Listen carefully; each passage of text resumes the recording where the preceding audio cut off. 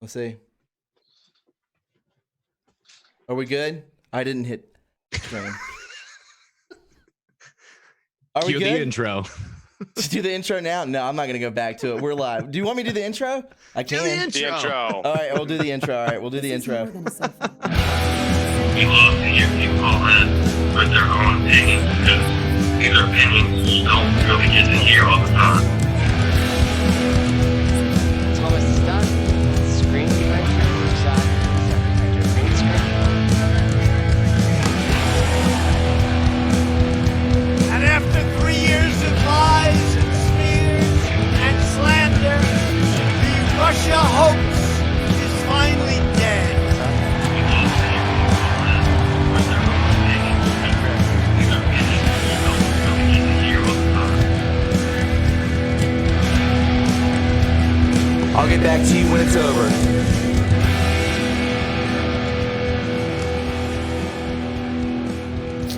And after 3 years of lies and smears and slander, All right, guys, we're here.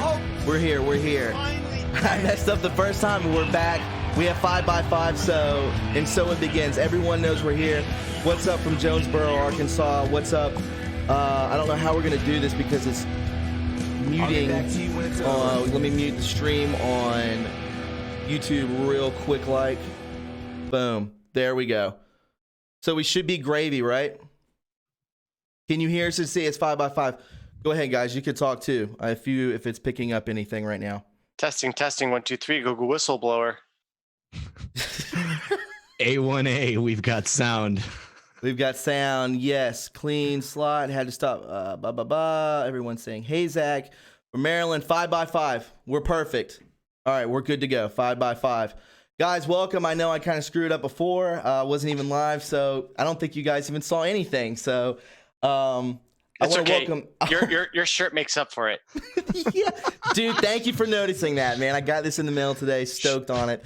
Shooter's Stoked name on is Sam Hyde. it. Yeah. Can't keep getting away with this. No, that's right. Yeah, got this in the mail today. So stoked on it. I'm just glad everyone's here today. We have a full pack show. We will be talking about Google. We will be touching on Isaac Cappy, what we can get into. We have Zach Vorhies, the whistleblower, and we also have RedPill78. Zach, would you please introduce your friend? I don't know. Do we say his name or can we do that? I know it looks like it just switched up. So It's fine. It's Yeah. fine. So, this is my friend Patrick Ryan. He specializes in AI warfare, and he is a technical advisor for me. So, Patrick, welcome to the show. Glad to be here. welcome, Thanks for my the man. invitation. Good to have you aboard. Yeah, we also have RedPill78 in the house as usual. We have a lot to get to today. Red Pill, thanks for joining us, man. It's always a pleasure. Always good to hang out with you. Thomas, thank you for having me. Patrick, pleasure to meet you. Zach, always a pleasure. Thank you. Yeah, guys. So I guess the big topic of the day, I don't know how you want to start off the show. We can go right into Google. We could talk about September 11th. It doesn't matter what your talking points want to be, as what we've been wanting to talk about is continuing on with Google. So has anything else happened since we last talked? We need Oh to... my God, so much has happened since we've last talked. Let me tell you about it. Let's go. So it turns out that the Google search engine has restored Clinton body count auto-suggestion. Now, it's not that big of a deal because obviously the election is over, but it's showing that Google is trying to back off from its censorship regime, and they've essentially blinked at this point. Why did they blink? Well, it could be due to the fact that 50 states and territories have banded together to start a class action antitrust lawsuit against Google. They are they're being joined not in the class action, but they're being joined in parallel by the federal government, the DOJ that is now opening up a antitrust investigation against Google, and also the city of New York. So that's federal government, state, and city. Now, what's really amazing is that there is one notable exception of one state that is not joining in this class action lawsuit, and that is the state of California. And the reason why, Typical. right? Well, we can all figure out why. Google is located in California primarily, and they have been paying off a lot of the politicians in there. Robert Epstein, who I retweeted, called out the attorney general, saying that he had received money from Google and that this was likely corruption for the reason why. I mean, they're not even having the semblance of being judicial, right? I mean, at least join in the class action, then like quietly leave later. But they're not even joining it. So, we'll see what happens as this develops. So you think that, like you said, they're blinking at this, so they're obviously kind of saying, okay, we'll bring this back up. They're a little nervous, correct? Yeah, they're a little nervous. The DOJ sent them a demand for the paperwork involved in the previous antitrust investigation. Yeah, when I saw this, I did see this. This seemed to have come about extremely quickly. The turnaround was just extremely fast from what we're usually adjusted to, with a lot of other things that's going on with 17 and the movement and all this sort of thing. This was like, bam, bam, which I was kind of extremely impressed with. I mean, obviously this has so much to do with you, man. So much. Yeah, that's right. Amazing. They were forced to do something. If they would have continued to not do anything, then it would have just looked even worse. Now, one thing I did notice is that although Clinton body count was auto-completed, when you search for Clinton body count, all that came up were very recent articles trashing the idea of the Clinton body count, or in relation to the Jeffrey Epstein death, murder, suicide, whatever it may be, exfiltration. And you had to go about 9 or 10 pages deep before you got to anything like WND.com or any actual reporting on the Clinton body count. It's just another example of how atrociously Google has destroyed their own product. Google search is done. YouTube is unfortunately done. It is so difficult to find anything that you really want to watch, anything that has anything to do with whatever it is that you're searching for. That's right. And Patrick has been doing an interesting investigation into how the MSM 4am news drop affects the Google searches. What do you think about that, Patrick? It sure does. 4 a.m. is traditionally the time in which... Can you mute your microphone? 4 a.m. is traditionally the time in which mass news production would produce their papers and then give them out to the morning commuters or to the people who wake up early, who are the CEOs and the movers and shakers of the countries. They tend to wake up early and do their thing. That's their productive hour, and then their work day begins and then they work. So they get the news up front traditionally and read it from there. And that's kind of been the way it's been for quite a while. The 4 a.m. has a historical relevance, but it also has a AI training relevance as well.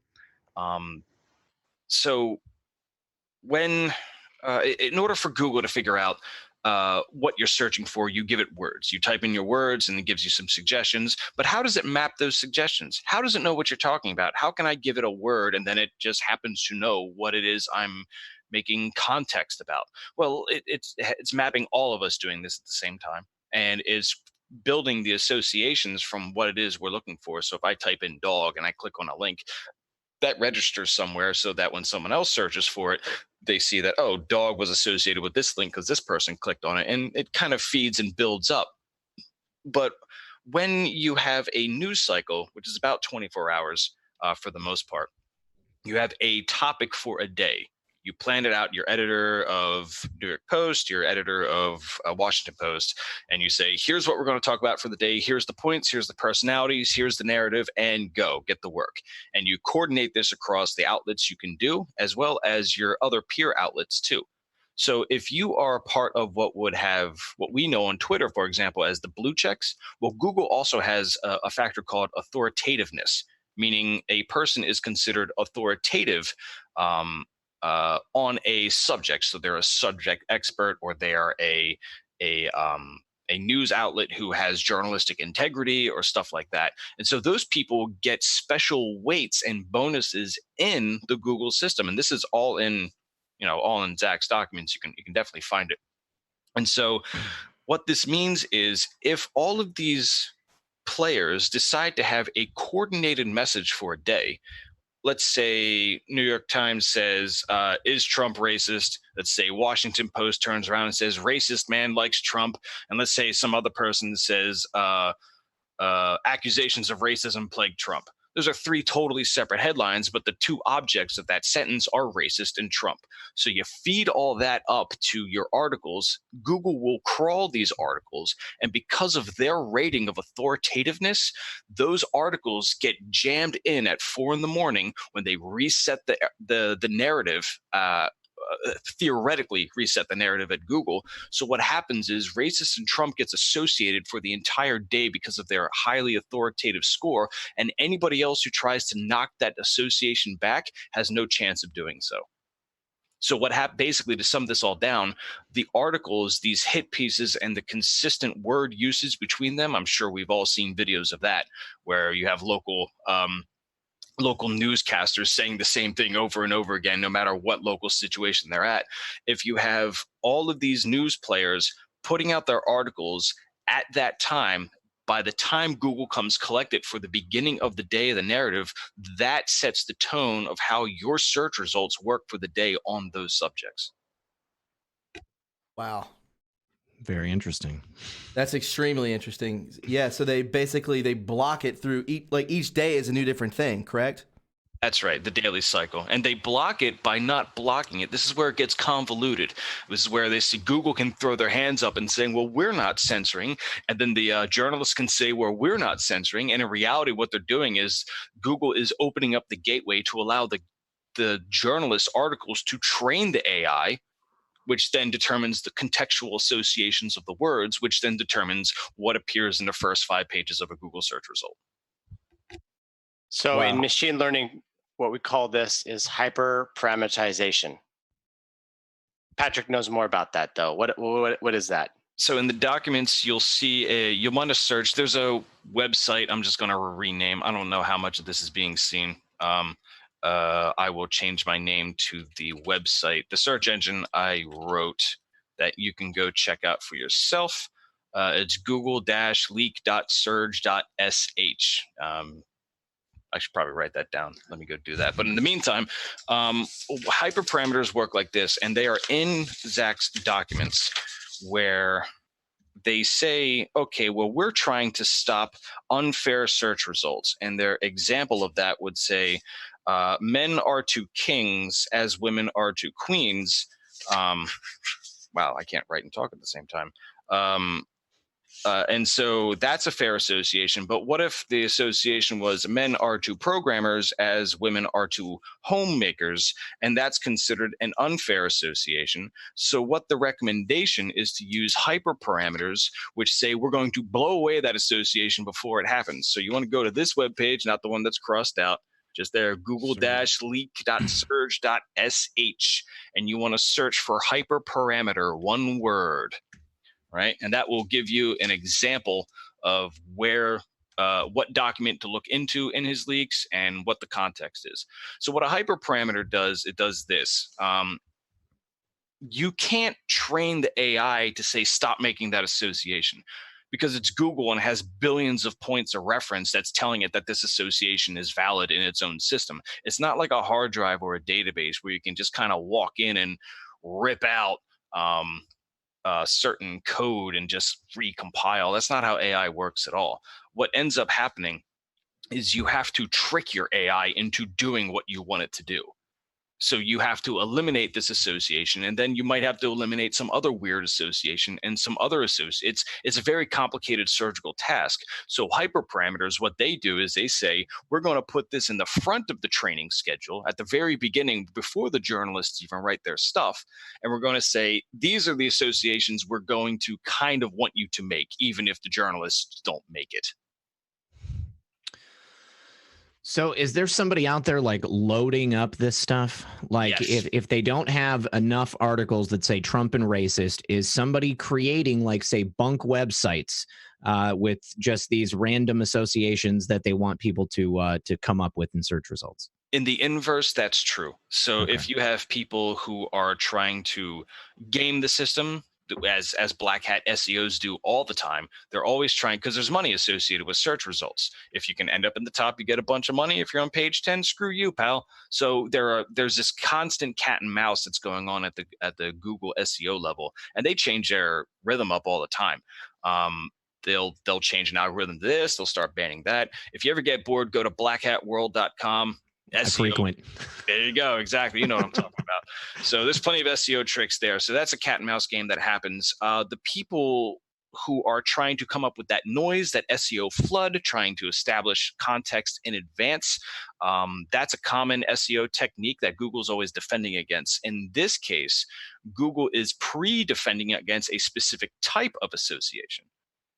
So they want to make sure that, anything associated with Trump, anything associated with Republicans, anything associated with liberty, anything associated with anything that offends a social justice worker in California or at Google in specific, they have full free reign to black box that.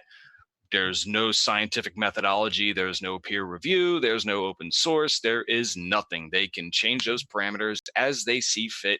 And there is a funny side effect of that, because that's actually anti-competitive. If you start changing these hyperparameter stuffs and you start whacking people offline, there is a strong case to be made that's saying, hey, you ruined my business. Let's talk about it in terms of that, considering the fact that we have this antitrust action that's just been brought or is in the process of being brought. You said 50 states and territories. I think it was 40 yesterday. I think it's 49 states today. So California is the only one that's not doing it. That's hilarious. Yeah, well, I feel like I heard Alabama was another one too, or was that not true? Alabama was the other state. But Okay. there was 50 states and territories. Mm-hmm. And so out of that, there were 48 states and the rest, and I guess 2 territories that were joining into the antitrust action. Puerto Rico and Guam, maybe. get Something some like that. territories in there. I'm also seeing in the chat, people are saying that DuckDuckGo just got bought by Google. Is this true? I First heard I heard this. of it. Yeah, I've heard it, but I haven't seen it reported anywhere. And I actually saw some advertising from DuckDuckGo the other day saying that they didn't treat your search results like Google and they wouldn't track you. So This is a strange time to buy that, because that would be a directly monopolistic play. Very strange time to buy that. yeah, it would be. So now, I guess if this is going to happen, if we're going to have this antitrust case against Google, massive antitrust case, and they've already got all of these associations built up in their algorithm or algorithms, whatever it is, how do you undo that? Do they have to start from scratch, or do they hire thousands of people to go through and start removing the associations that have already been made? They won't be able to do that. It's a systemic approach. I can be black pill at times. Forgive my tone. You're fine. I like it. They won't be able to do that directly because it's too expensive, and it's actually inefficient to do it that way. What they've done instead with the AI systems as is, I'm a programmer by trade, and I've moved over to data science and data science warfare in particular. It's very easy for the vast majority of people who've been dealing with computers to think in terms of lists and databases and stuff like that. Again, that's not how AI works at all. AI isn't some magical robot running around Terminator style. AI is actually just a printing press for statistical correlation. All it says this thing is like that. That's all it does, and it does that at lightning fast speeds. So when you start playing, imagine a web of associations. Like, I associate myself with being a programmer, and being a programmer associates myself with a computer, and a computer associates myself with on and on and on you go. If I remove any one of those associations from that web, the web will rebind. I won't associate with a computer anymore as a programmer. I'll associate as a programmer of genomics, or I'll associate as a programmer of, I don't know, sociology. So you can't just rip something out of a contextual web. The web actually heals itself, surprisingly. So what they do is you have to have gatekeepers at every part of the web's process when stuff comes in and when that healing process takes place. So you have the radar system that goes on in Google, where you have all these huge human farms of people saying this is associated with that and this is associated with that, and they're manually doing this. It's like a pipeline of trying to make these associations to train the AI. That's a huge part of where a lot of the bias can come from. And the other side of it is the authoritativeness factor. The authoritativeness factor is very difficult to undo in an organic way, because if you're Washington Post, if you're New York Times, if you're considered a journalist, a subject expert, as I previously discussed, you just get those scores booted into your content automatically. So that has to get gutted. You have to retrain the raters, and then you have to get rid of these hyperparameters. So those three things, I mean, that's massive operational oversight, and they can hide any kind of government legislation that comes up from saying antitrust or anything along those lines. They can turn around and feign compliance. They can go through the audits all day long and say, "See, we're not doing this," and they'll just pack it in. They'll just pack it in their machine learning even further. This isn't to discourage, but this is what they'll most likely do. Are you familiar at all with the antitrust case that happened in the EU with Google? Oh yeah, the GDPR, I believe it was. Yeah. So that was a privacy issue primarily. Okay. That was the EU being upset that Google was basically dominating their markets, and they wanted a local sort of competition to take over. I mean, Russia has Yandex, China has Baidu, we have Google. What does Europe have? So yeah. So the GDPR, I might be mangling that. That was primarily citizens' privacy rights, not so much antitrust.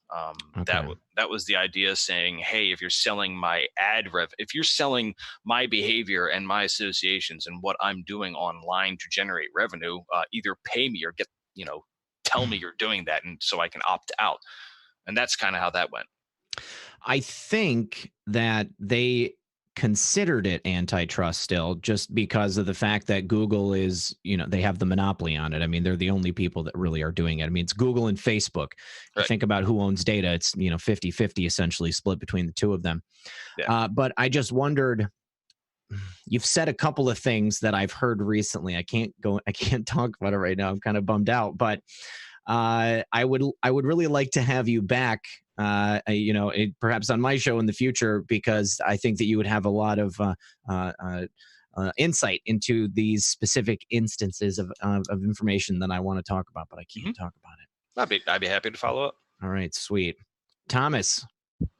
Yeah, I'm actually going to have to drop off for 1 second. You guys, I have to. This Zoom is telling me that it will end soon, so I'm gonna have to upgrade it. Okay. Yeah. Okay. Won't take me but a second. I just have to pay. So yeah, whatever. That's fine. Go for it. So let me do that so we can keep going for the. Is just gonna drop us all off, or no? I'm gonna pay for it now, and it won't do it. So we'll be great. We'll be gravy. Maybe shut your camera off so we don't see your banking information. That's what I'm about to do. Yeah. Let me drop off for a second. Okay. Well, how about this then, Zach? Within the confines of the information that you brought forward, how was this information relevant to the things that you saw on a daily basis there at Google? I mean, a lot of it was, how can I search for executive order, Donald Trump, human trafficking, and then I get redirected towards kids in cages. There you go. Right? And I was just like, why is this happening over and over and over again? How come whenever I search for a keyword, I get redirected towards an establishment manufactured narrative? At first, the hyperparameters thing, I didn't even know what it meant, right? And so I skipped over it when I saw it. Patrick had the knowledge of what that meant because of experience with big data and AI techniques. And so he was able to pull it out and confirmed that they were using hyperparameters. And I was like, what does that mean? And he wrote up this huge PowerPoint presentation. We need a flow chart of how this works. And, I want to tie this back into a lot of the things that Q was saying, is that he kept on talking about the 4 a.m. News cycle. And the question that I've had for a very long time is, why has that been important? And now we know why, is that this is how the establishment is training the 24-hour news cycle. That's usually why they have to release it at 4 a.m. Now, there might be some legacy reasons. I think that 4 a.m. is the time that no one's got any business hours. I think that like London or something ends, and then there's like a 30-minute window between New York starting, something like that.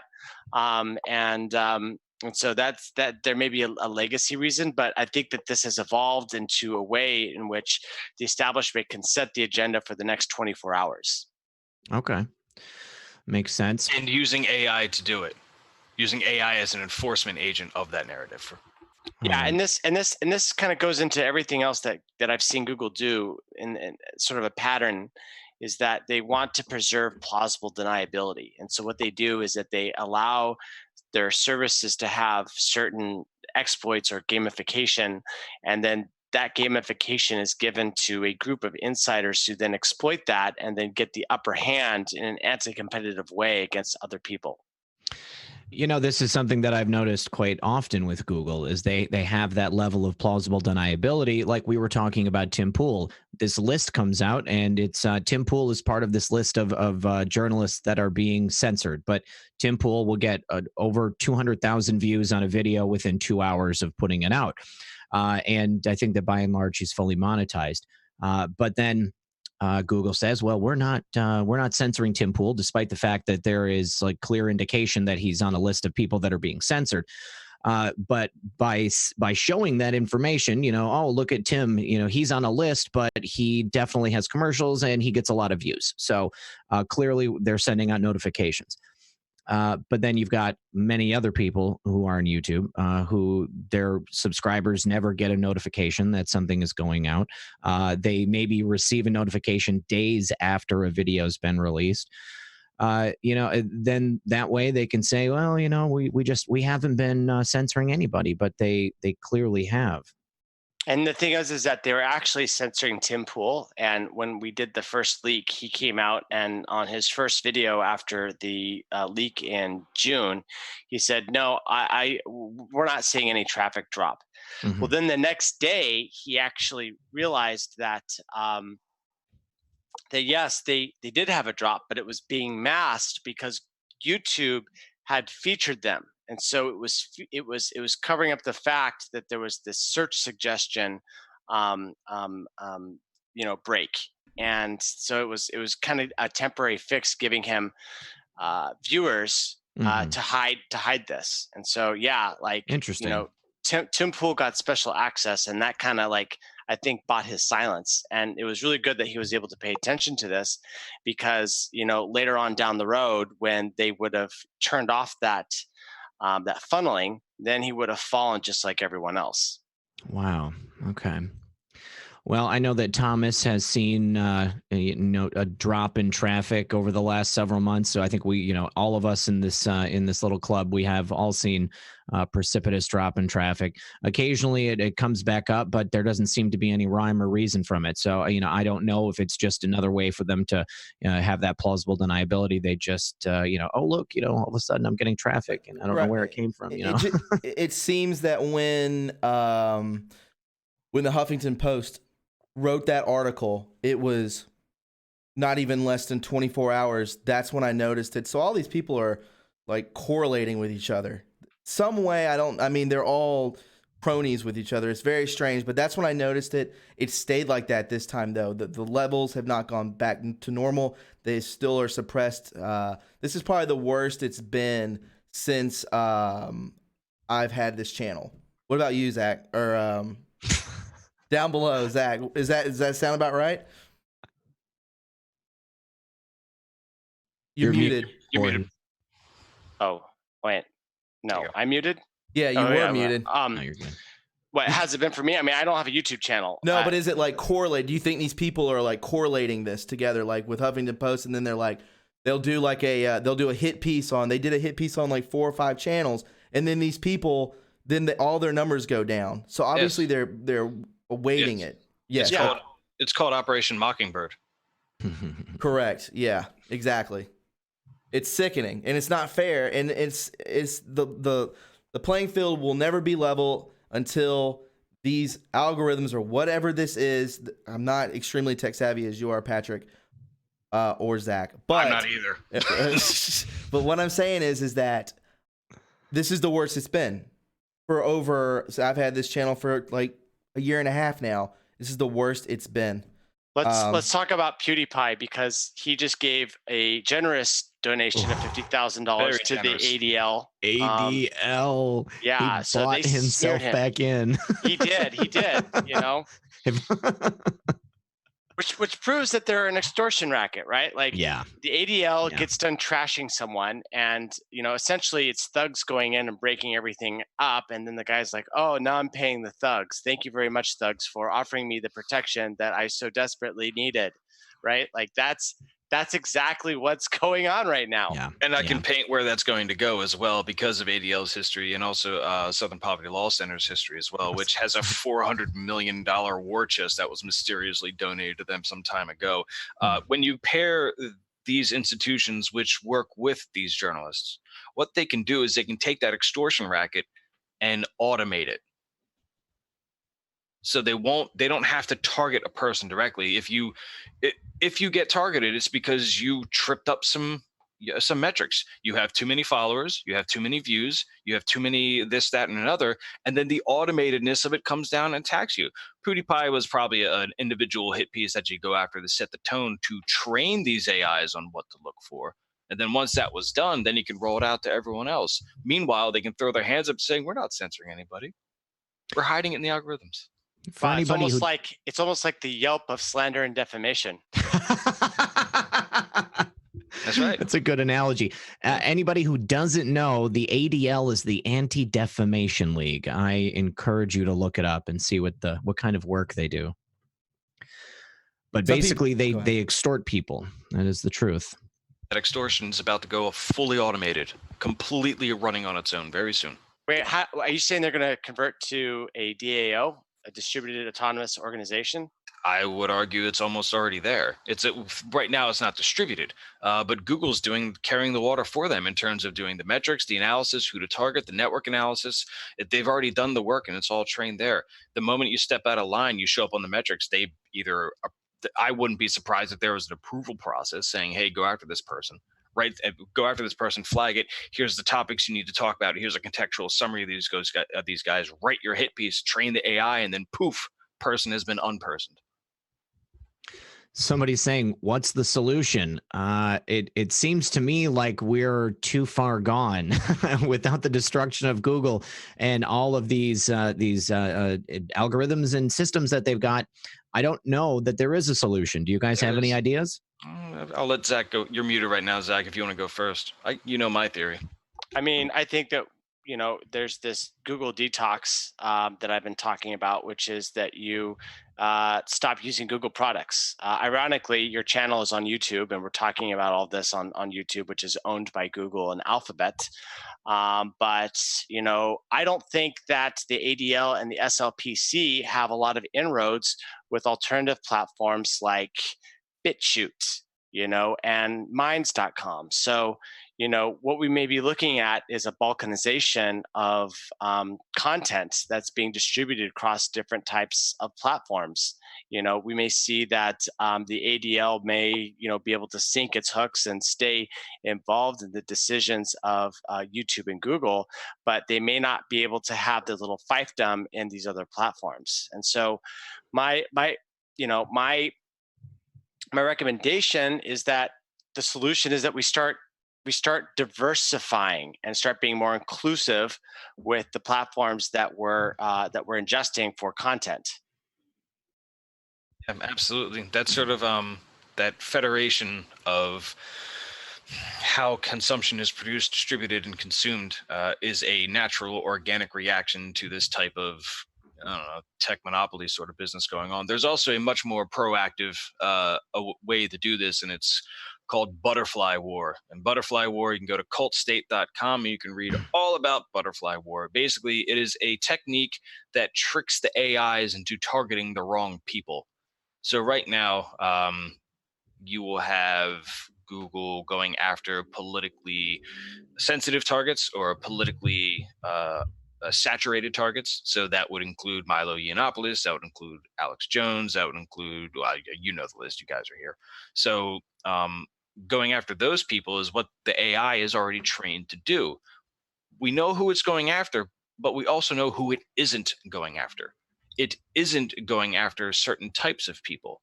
it isn't going after protected classes. In the United States, we have a legal concept known as a protected class, which means we cannot go after. If you decide to be an organization, a government body, a corporation, or any type of powerful group, you cannot go after these protected classes because federal regulations will come down and slap you for civil rights violations. A protected class could be your racial status, your gender, it could be your religious practices. Any one of these things, this is a notoriously no-touch zone after the 80s, after the 70s in particular, I should say. If you were for example, when banks were issuing out loans in the 70s and 80s, they were engaging in a process called redlining. And that meant they were giving out loans to whites in a neighborhood, and they were not giving out loans to blacks because they looked at their metrics and saw that blacks probably didn't pay back their loans. That was their justification. So they would draw a red line across a map saying, do not issue loans beyond this red line. This was considered massive institutional racism, and that got slapped down. Well, Google has also been caught doing this multiple times. They've been caught denying ads to certain types of people based on their protected class status. Mm-hmm. Now, they've been given unlimited mea culpas because of that, because of their inroads to the Obama administration and because of their inroads to California in particular, where they would say, well, we got caught with this sort of cyber phrenological accident. That was my bad. Let's go fix it. So they would do this with housing availability, loan availability. All of this still hasn't even answered the question, how did they make the connection digitally? How did they say that, oh, well, this person browsing the webpage is a black person, so we shouldn't show him a loan for a mortgage? How do you come up with that? How do you do that just from a mobile device alone? This thing right here can determine your race, age, and your gender from one swipe. One swipe, we can figure that stuff out. Aren't they looking at your face all the time with the front-facing camera? Now they are, but they were able to pick that stuff up even without the camera. The camera is just a way to validate. Did you speculate? I mean, you have no idea how they're doing that? I know exactly how they're doing that. I've seen the technology at work. Wow. Yeah, it's amazing. Not just Google. This is widely held technology. Like Palantir has this stuff. Even tinier little outfits, a little smaller ad exchange people have this. Defense contractors have this stuff. Are you guys aware of something called Chiliad? It's a search engine that's used by counterintelligence, the DNI. It's run by Christine Maxwell. She's the sister of Ghislaine Maxwell.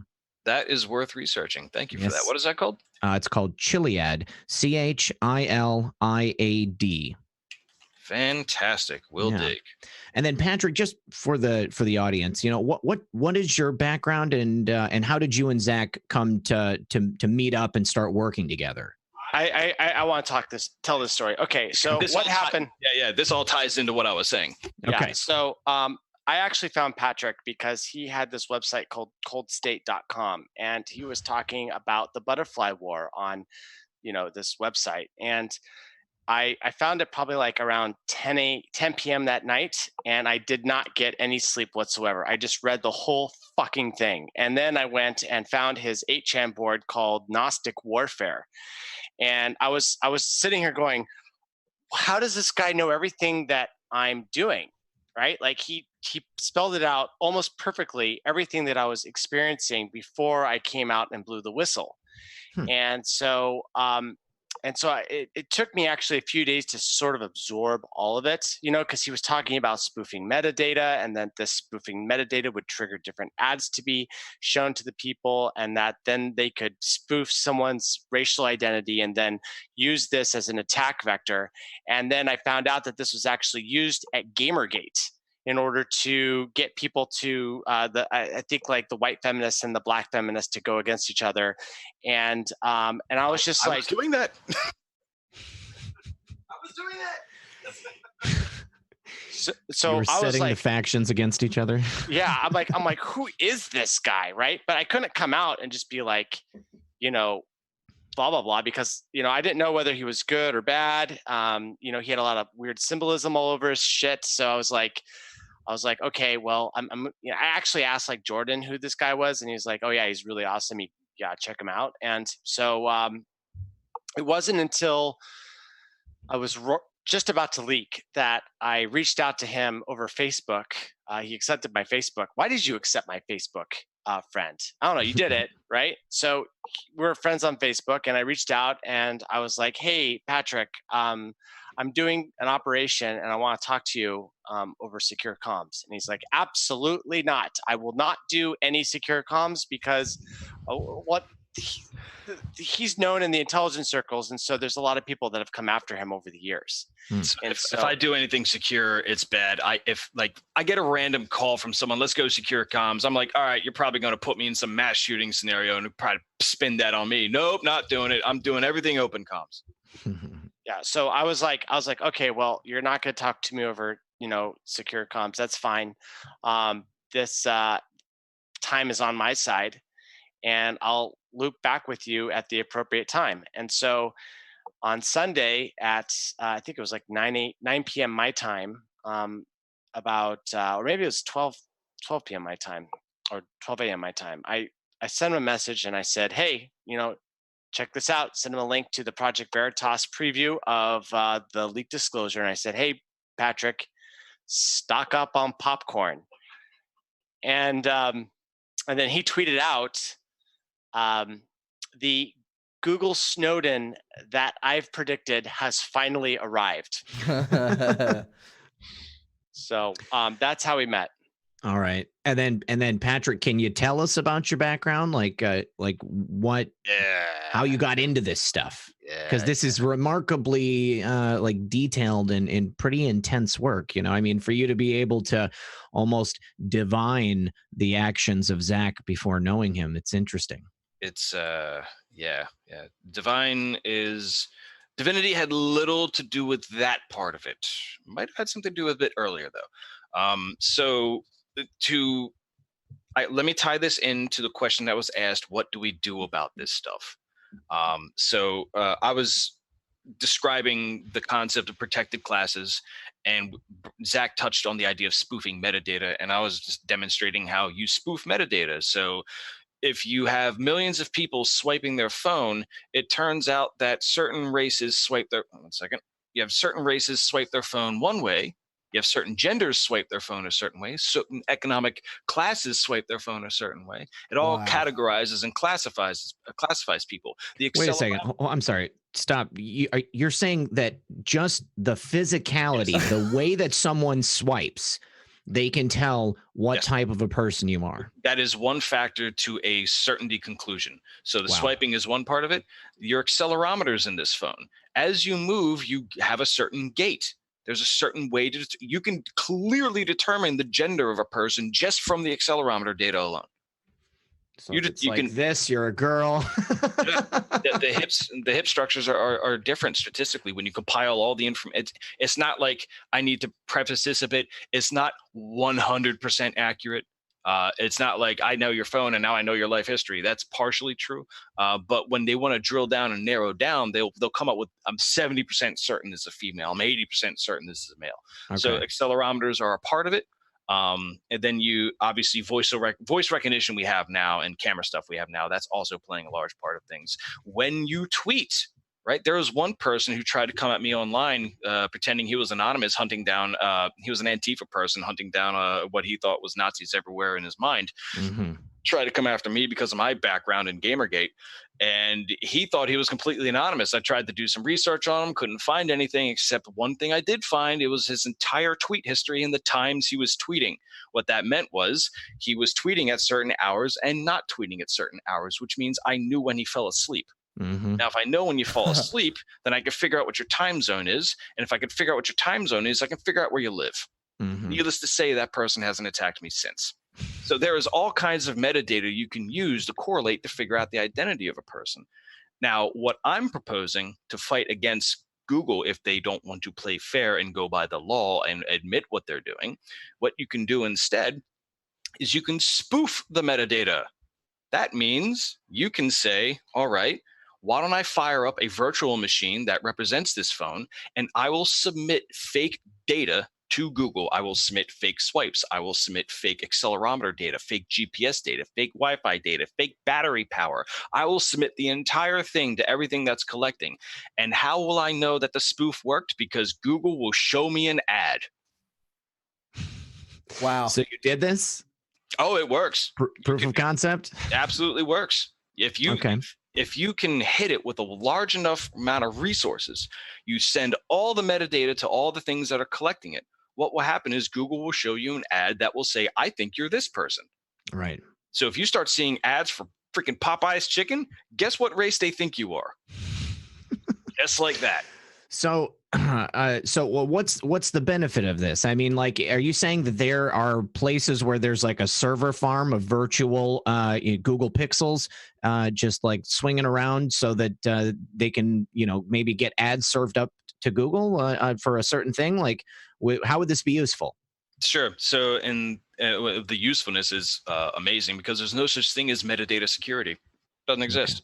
The closest thing to metadata security you have is the already historical information that's available to compare against. But all that will do is lock down the importance of that information and deny all future information. You cloud the entire ability to do metadata analysis. So what that means is when they do that lockdown defensively, what they're going to end up doing is saying, crap, we can't tell fake black people from real black people. We can't tell fake females from real females anymore.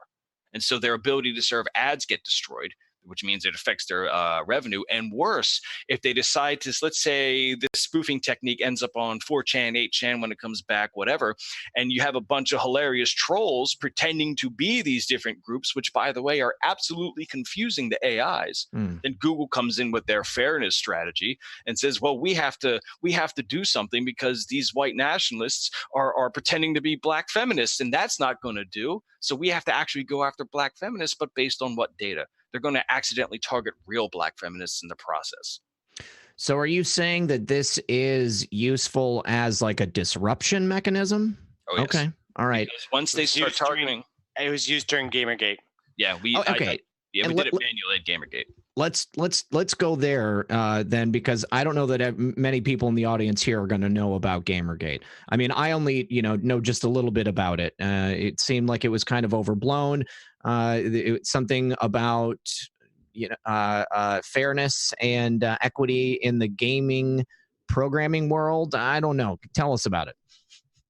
Gamergate is truly the gift that keeps on giving. It is an amazingly niche thing.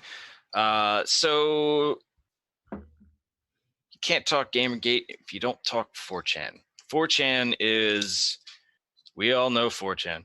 4chan is the opposite of social media.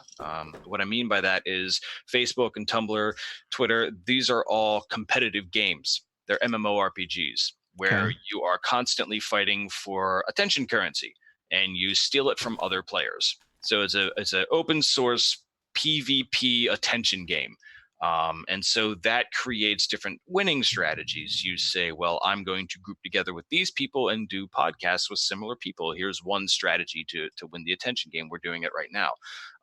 Other strategies involve going after people who are getting attention, but we need to expose them and deny them attention. So you have all these different competitive and cooperation strategies that take place in an open source attention economics game. And that's what the vast majority of social media is. You go to 4chan and there's no points, there's no likes, there's no votes, there's no names, there's nothing. The only thing that exists is the content, and you are none and you are garbage, and that's it, right? So it's sort of a Fight Club-esque nihilistic kind of background, where people are judged by their content and their contextual relevance as opposed to who's actually doing it. So these are two fundamentally different games.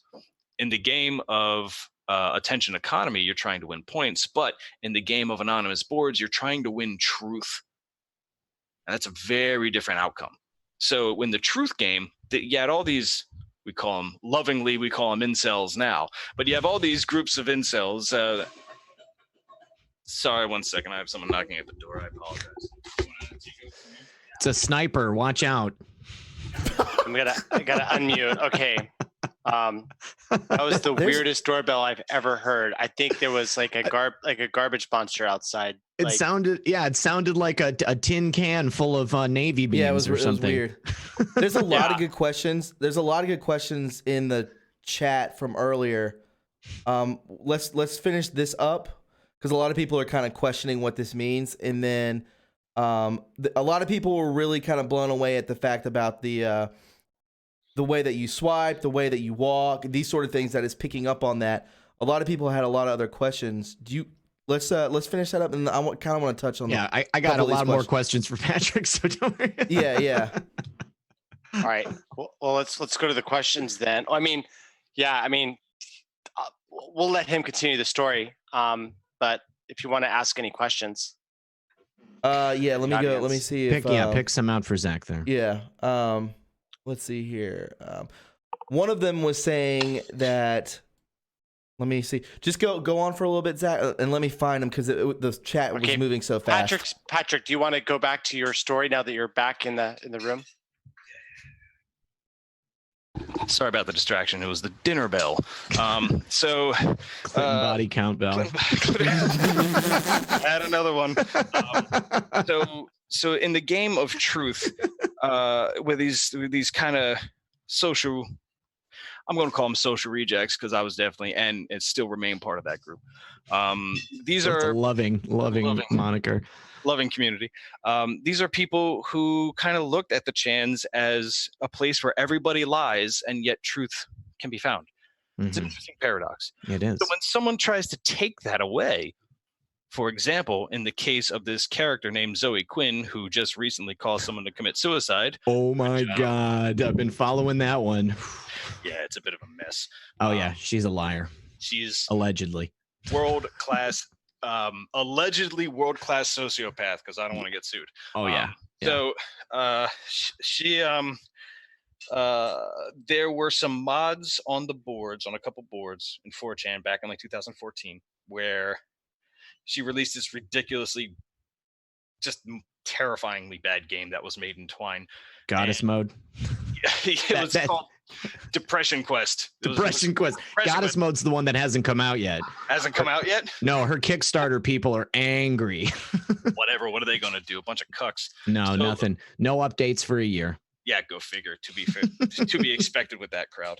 All they do is spite funding. Anyway, she makes this game called Depression Quest, and the Chans just have at it because it's garbage tier. And a whole bunch of people start getting banned for it.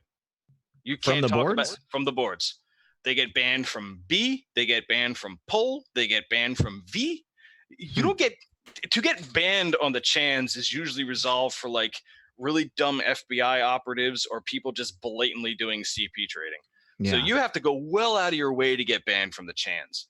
And there were thousands of people getting banned for this one. Wow. We have never, ever seen anything like that before or since, with the exception of 8chan being down now. That's how bad it was. Wow. And this was like a wake-up call to a lot of what we call the old thugs. They decided to come back and were like, what's going on in this crazy? What have you kids done with my 4chan? And they basically saw this whole mess and they're like, this is ridiculous. How is this person getting so much extra credit, extra points? And did our mods get compromised by this girl? Who is this person? So they basically do all the doxing. They find all the information. They start making the connections. And in the same process, in the same note, accelerant was poured on the fire when 10 gaming journalist mags came out at the same time saying that all gamers are racist, all gamers are evil, all gamers are the new KKK. This is a pre-run-up to all the stuff we're seeing now in the Trump and the attacks against the Trump administration. This was a trial run. This was like the Spanish Civil War to the World War II we're in now. Mm-hmm. And the effect was ridiculous. This was around 2014, so that puts it 2 years out to the 2016 election with Hillary and Trump, which means that's usually when you do your research for who's voting what.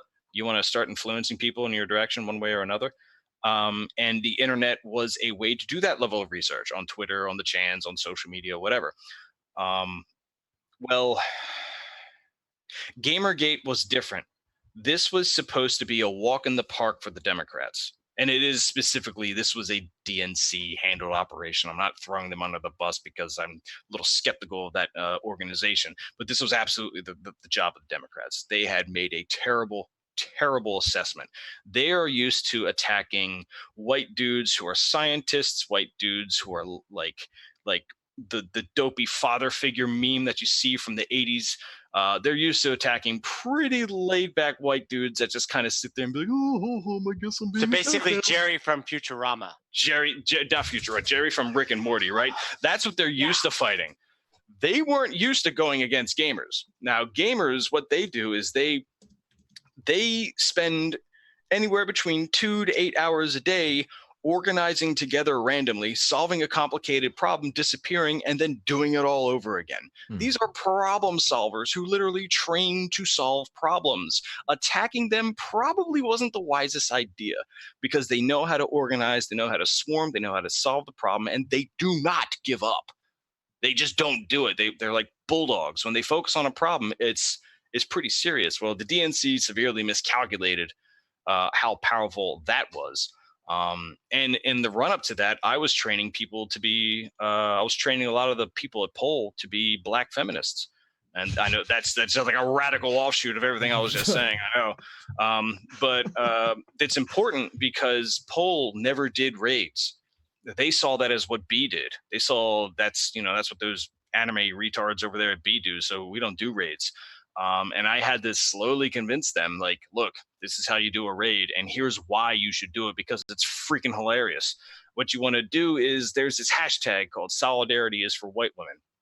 It was white feminists complaining. No, it was black feminists saying that what white feminists are complaining about is boring and trite. So, for example, white feminists are complaining that they don't have fair representation in video games. Black feminists can't feed their kids. These are two fundamentally different problems. And so this hashtag was pointing that out, in which I completely agree. These, weigh things accordingly. And so I looked at this, and for the first time in my entire internet career, I saw white women shut up. I have never seen that before. I have never in my life seen that happen. Usually when they come into a forum, they say some stuff, they get some white knights, and before you know it, they end up running the show. But this was the first time they just if you talked, you got whacked by a black feminist, and rightfully so. So I saw this as an opportunity. I said, oh, crap. All right. What if, hear me out, Poll, what if you decided to pretend to be black feminists and start working this hashtag? So they did. They made a lot of them. They made like thousands of them. It was ridiculous. And they started participating in this hashtag, and the white women didn't even consider the idea that it was fake. Didn't even dawn on them. They just went into auto defense mode and just kind of like, oh, you're right. I don't want to step out of line. Oh. And they just mindlessly did this because that was their conditioning and training, or at least for that particular cohort. So they ran with those accounts. They kept them for a long time after I had trained them. And then the End Father's Day hoax appeared from Time magazine, where these accounts once again resurrected their feminist personas and said we should end Father's Day. And then a reporter from Times magazine op-ed actually reports it as a legitimate movement. So now we can hack the media. Okay, this is good. This is fun. And by the time that happened, between both of those events, there were some researchers who were starting to get wise, because we were actually stepping on and interfering with the ability to conduct political polling for the elections that were upcoming. So we were interfering with their studies, we were interfering with their political stuff, because they were like, where are these black feminists coming from? They don't. Where did they come from? Who are these people? So the metadata was saying one thing, but their behavior was doing something else. And so that was like a total mismatch. And they were definitely, sticking out like a sore thumb when you have that type of inspection ability. So all the stuff I said about Gamergate happens. And then when that happens, once again, this black fake feminist army appears out of nowhere and starts pushing hard. They start pushing what's known as Operation Shield, where they start saying they start pretending to be minorities, saying that you can't hide behind us. So usually what an American white liberal is known to do is they tend to hide behind minorities and use them as human shields for political arguments. Right. In this case, they were preempting that, saying you can't hide behind us. This is, in a sense, they're saying this is primarily a white woman thing. You're overreacting here ridiculously.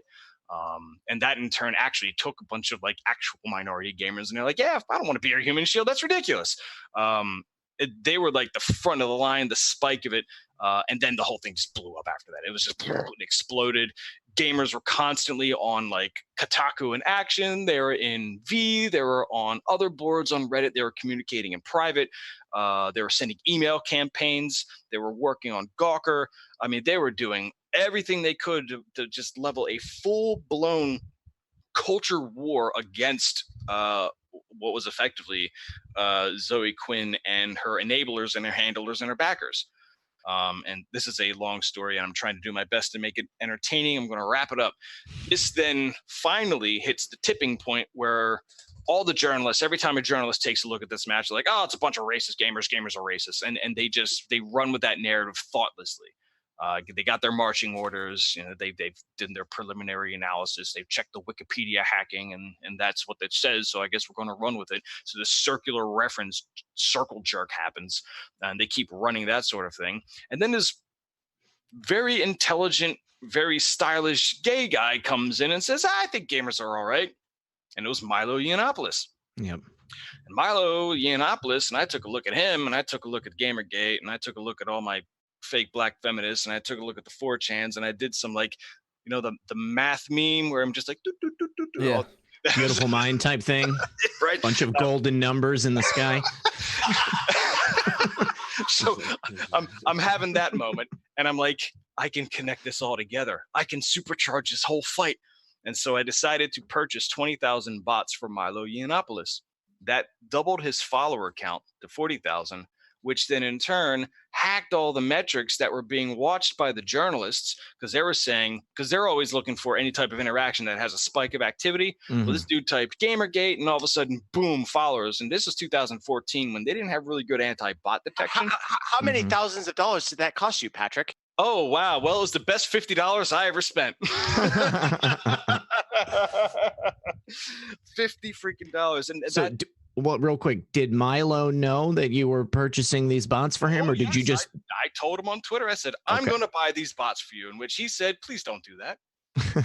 And I said, I'm going to do it. Now, my bots were different. They weren't dumb bots. They were actually like half human, half bots in Southeast Asia. So they're really high quality bots out there. So they evaded everything. That doubled his follower count because it looked organic and human. They had good metadata about them. And so what happened is, because of that, you see Milo just trending, doing nothing, mentioned something Gamergate. Poof. If you're looking at his statistics, you're looking at your pool of journalists, and this dude spikes up. Well, we got something big. We hit the big one, and that's when Bannon gets involved. Bannon comes down and hand selects Milo from Olympia and pulls him into Olympia and gives him the training, the rigmarole, all the funding, the now tremendous amounts of debt he owes him, and that whole thing, and says, get to work. You're the tip of the war right now. And Milo took it and ran with it the best he could, and it worked. I mean, we all saw the results. Frogs everywhere. It's ridiculous. But yeah, it's a lot. I mean, this is a lot. This is like a whole. I'm unpacking it. Yeah. Okay. So prior to Gamergate, you were just very active on the chans, or you were working in an industry which gave you the skills necessary to do this stuff? A little bit of both. I had wrote a book about AI warfare in 2005, and I never published, and that is literally its own conversation. I'm just going to end it there. That's fine. We can talk about that one later. Right. But I wanted to test the theories in my book. And the way to do it was, online was, the internet was this never-ending sociological experiment where you can actually, all right, well, if people think this, do they act on that belief? If people don't think this, do they act on this belief? And I was poking and prodding. I have a whole history of my experiments, just anybody who's willing to do the research, you can go to Abusive Oracle at blogspot.com back in 2011 when I was training all this stuff and practicing and working it out in my head. Wow.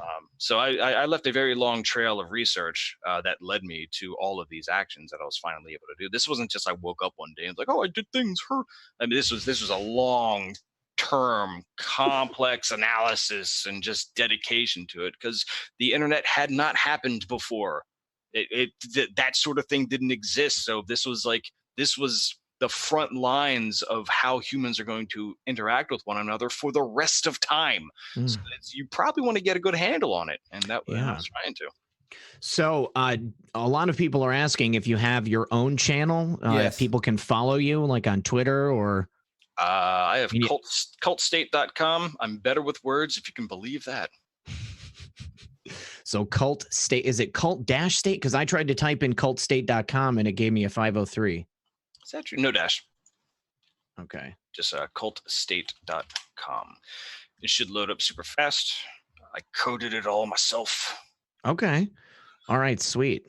Yeah, there's a bunch of stuff, musings, a lot of geopolitical analysis, AI warfare analysis. What I've found is people who are interested in this stuff, they get demeaned as conspiracy theorists, and that's not true.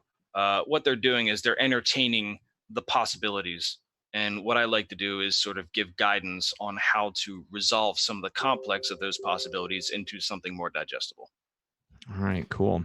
There's a ton of other questions from earlier before we went into Gamergate. People there were the super chats that we wanted to read out. Okay. So people were asking, when you were thinking of searching something, how does that get into what is recommended for you? Is that a thing? Yes, that's a thing. So they're not reading your brainwaves. That technology is not in your phone.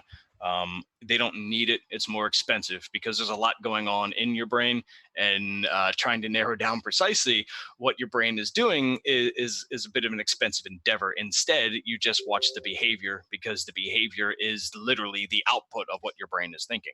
So you watch the behavior. So if you're sitting there on your phone and you're like, I'm thinking about alligators, and then suddenly alligators appear. Well, it turns out that when you think about alligators, you have a behavioral tick. You have a poker face when you think about alligators. Unbelievable. And it shows up in accelerometers. It shows up in your Wi-Fi. It shows up in your battery power. It shows up in all these inferences of your behavior. You have a poker face, basically, and it's detecting it. So another person said this kind of goes along with that. Sitting next to a friend, they weren't into detail about conversation or anything like that. Obviously, it has voice recognition and everything like that. So obviously, probably the same thing. If one of your friends is sitting beside you on the couch, they're researching something, you may be thinking of something and it pops up on their phone. Same thing. So what that is, yes. that is when you are doing the search. The search engine knows the other person is there. Hold on. It's not the search engine. It is the retargeters and the ad exchanges. I like to be specific about who's responsible here. So those people are constantly gathering the data and then placing their bets, saying that, oh, I think because this person's in this room with this person and these are the behaviors and that's the tick that they're doing, this is what they're actually thinking about. So it's an attempt to be predictive. Using all of those factors. I mean, that's usually why a lot of people get ads saying, hey, do you want to get like pregnancy supplies? And they're like, what the heck? I'm not pregnant. And then they find out. One day you'll see. I'm still waiting for our generation to get in their like 40s and 50s, and you just start seeing the divorce ads. Oh, that's going to be beautiful. Yeah, 100%. Here's another question. It says, could we retrain the 4 a.m. AI to become an even playing field? Someone's asking all the right questions. Whoever that person is, give that man 20 internets. He is correct, or she. That is exactly the way you need to think about this sort of stuff. Hyperparameters are a tough bias to go against. It is worth exploring how the authoritativeness rating and the rater system works. You're going to have to delve into the finer, large points of how this whole coordinated dance works. And you can identify the weakness if you critically evaluate it. So if you look at the authoritativeness these journalists get, you can possibly, to be fair, I haven't found a way to crack that. Well, there's also another problem here is that not only is it their hyperparameters that are biasing, it's also weighted hyperparameters. So the thing is that the authoritativeness score is boosting like CNN. And so not only do they get first crack at it, but they also get a weighted first crack at it. So even if you're able to inject your story at the 4 a.m., the thing is that you don't have the authoritativeness score, that CNN does, or the New York Times or the Washington Post. That's right. So even if you did decide to do a front run on them at like 359 or 358, it's still not going to work because the authoritativeness. So how do you beat authoritativeness? That is the question. And I think your audience is already on the right thing. And I do not like to stand in the way of good people doing good things. So if you guys come up with anything, by all means, just share it and work it out. Perfect. I would like to, we've been going over this for a while. A lot of people that I threw out tweets out there that we need to start, that we were going to talk about Isaac Cappy. Is that okay that we go into this now? As far as we can, or what do we want to do with that? You guys talk about Mr. Cappy and I will chime in when I can. Well, There's some new stuff that happened, right? Some new things have come to light Well, yeah, I mean, all of the information that Phoenix Enigma presented on the show the other night was pretty eye-opening. I mean, it was kind of subtle. I mean, just what he really brought forth was the occult aspects surrounding Isaac's death. And it calls into question exactly what happened. One thing, Patrick, I don't know if you were aware of this, but there was someone that Phoenix spoke to that was with Isaac, and Isaac said that he was being bombarded with like voice to skull technology. He was being hit with microwaves, essentially pounding music in his head 24 hours a day. And they went around a corner, and all of a sudden the car filled up with In the Air Tonight by Phil Collins, and they could both hear it, and she could hear it, but it was only for a moment.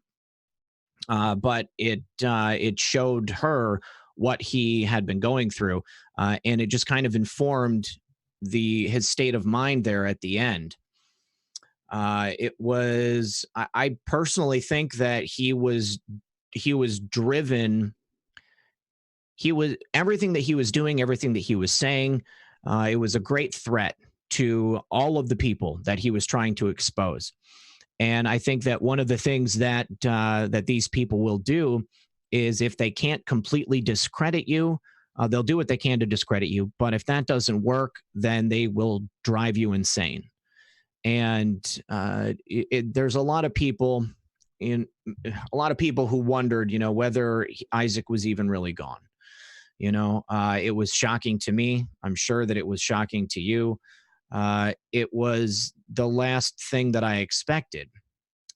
And the information, the evidence from the police report, from the full investigative file that he was able to get from, I believe it was the county PD, and then also the state police were involved because it happened on a highway. Essentially verified that Isaac is not here anymore. And I personally, I haven't looked at any of the crime scene photos. That's too traumatic. I wouldn't. What happened to the body? Is the body like? I believe he was cremated, if I'm not mistaken. There was a funeral. There was a funeral for the family, and it wasn't all that long ago. I mean, relatively speaking. But he, either fell off the bridge or was pushed off the bridge. Patrick, I don't know if you're aware, but there was a guard for the Army base right there by where he died, who was driving on his way to work, and he had a dash cam, and he caught. I saw that. I thought that was pretty odd. The song that was playing when he drove by. When I first saw that still from the video, I thought that some asshat was making a joke, had taken a picture of Isaac and placed it sitting there on the guardrail, because he you know, I mean, like you could say he looked peaceful, but to me, he looked like he was already gone. You know, I mean, the way that he was sitting, the way his hands were placed, he was very pale.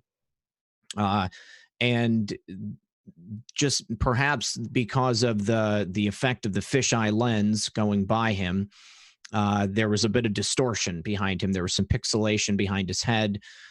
So, you know, many people who only saw that image, they thought, you know, that, well, this is fake as well. You know, I don't know. To be quite honest with you, the interview left me with more questions than answers, you know, because if there is an occult nature to all of these deaths, you know, and there's stuff with Tom Hanks and just so many different points, you know, like different numbers appearing, you know, anytime you have, you know, a tragic death like this. The first thing I thought was, is it evidence of an occult ritual, or is it evidence that we're living in a computer simulation? Great question.